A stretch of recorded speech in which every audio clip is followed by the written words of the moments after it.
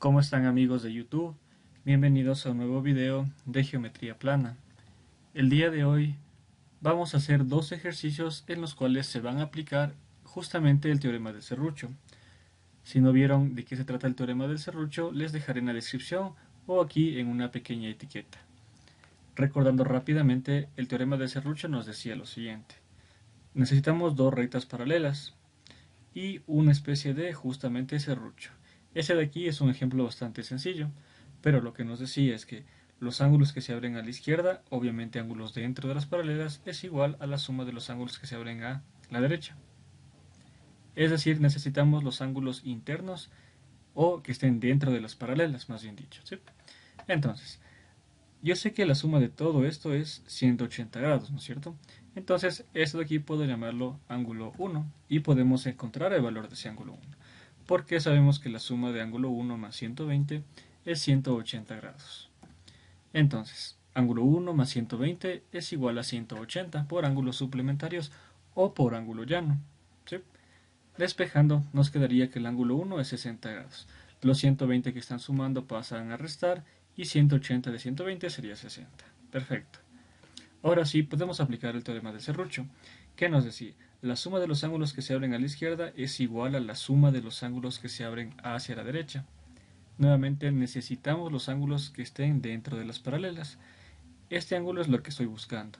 Los 100 ya tenemos y el ángulo 1 acabamos de encontrar. Entonces, podemos aplicar el teorema del serrucho.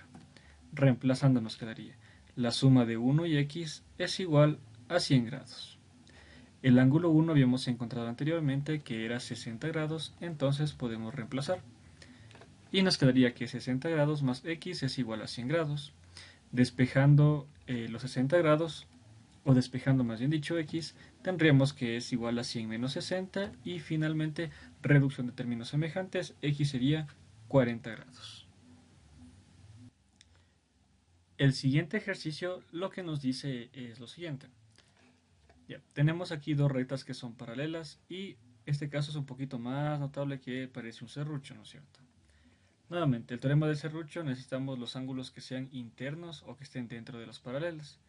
En este caso necesitamos este ángulo que por opuestos por el vértice sabemos que es x, ¿verdad? Este ángulo tenemos y nos saltaría este ángulo de aquí y de manera similar como son opuestos por el vértice también sería 30 grados. Es decir, este sería x opuestos por el vértice y este sería 30 grados opuestos por el vértice. Ahora sí podemos aplicar el teorema del serrucho. Entonces, no se olviden, los ángulos deben ser internos o que estén dentro de las paralelas. Me dice que la suma de los ángulos que se abren a la izquierda es igual a la suma de los ángulos que se abren hacia la derecha. En este caso mi única incógnita es x y podemos encontrar el valor de x, ¿sí? Planteemos el teorema. Entonces, x más 80, los que se abren a la izquierda, es igual a 90 más 30.